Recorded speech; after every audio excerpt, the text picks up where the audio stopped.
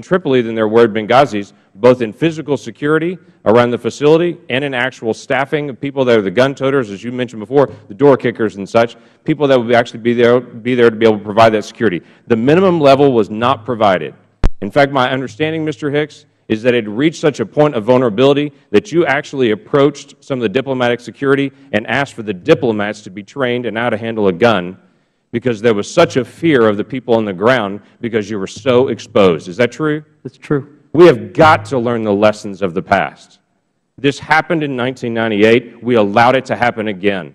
The State Department has to put into practice their own standards and put into place the things we know to be right. We cannot allow a place that's listed as critical and high risk to our personnel to be ignored and to not have the support they need. If there's any one gain that we can do in any one way to be able to honor those that have fallen, is that we actually do learn the lesson and we protect our diplomats with what is required. With that, Mr. Chairman, I yield back. I thank the gentleman. We now go to the gentleman from Florida, Mr. Mica. Mr. Hicks, did you have something you wanted to say? Yes, I'd just like to make a clarification with respect to conversation with the ranking member. There's no inherent contradiction between denying or avoiding a private interview with someone and making sure that he has information available. I just want to be clear on that. Mr. Mica. Thank you. Mr.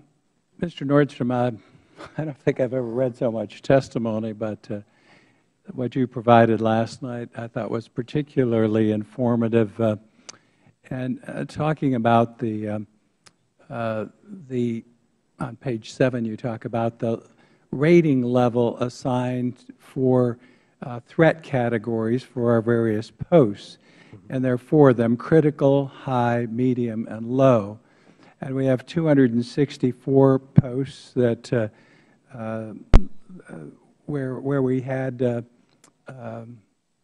security concerns, overseas diplomatic posts at the time of Benghazi. There were 14 posts rated as either high or critical, not a huge number, but 14. 2 of them, 2 of the posts were Benghazi and Tripoli. Are you aware of that, Mr. Thompson? Mr. Nordstrom, you put it in there. So it's not like they had this incredible array of posts that were on this high alert. Is that correct? That's my understanding. The very small amount were high or critical. And then finally, again, I have not read the classified. I read the unclassified version. Mr. Chaffetz pointed out later in the report where it looks like they tried to cook this to put blame basically on the lower level. There's a certain plateau, and then everybody below gets the blame. Up on page 4, when I had my time before, I said, Embassy Tripoli, this is from the report, did not demonstrate strong and sustained advocacy with Washington for increased security for Special Mission Benghazi. And yet we've heard your predecessor, Mr. Hicks, pleaded for additional help. You pleaded for it. It's documented, and you didn't get it. You actually got a reduction. Is that correct, as was pointed out? Yes, a drastic reduction. So it wasn't like this was all over the place. Finally, for the ARB, you put in here to ignore the role of senior department leadership played before, during, and after the September 11th attack sends a clear message to all State Department employees. It looks like they're whitewashing the folks at the higher pay grades and levels, and you all are taking the blame. Is that a fair assessment? I think the basic message is that whether or not you're sitting out at the post requesting resources, preparing for testimony before this committee, or standing on a building surrounded by an armed mob attacking you, the message is the same. You're on your own. Mr. Hicks? I share what Mr. Nordstrom had to say. Mr. Thompson, and I still can't believe that you were never interviewed and you had one of the most strategic positions by the ARB, and that is true? I'll let you use strategic, sir. But, well, it's a tool that should remain on the menu of options is probably my basic point. And it was early taken off the menu.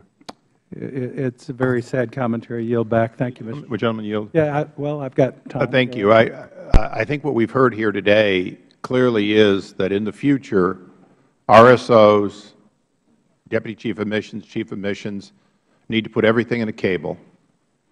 In the future, when you know there's a security problem and you're being told your application would not be helpful, it would not be wanted, or people say just be patient, or they say don't put it in a cable, the answer is the next ARB will probably whitewash, the same as this one. On October 10th, Ranking Member and I and many others sat through a hearing in which it was made very clear that message after message after message, including the actual, if you will, open source information about the attacks that occurred on other diplomatic missions and our own.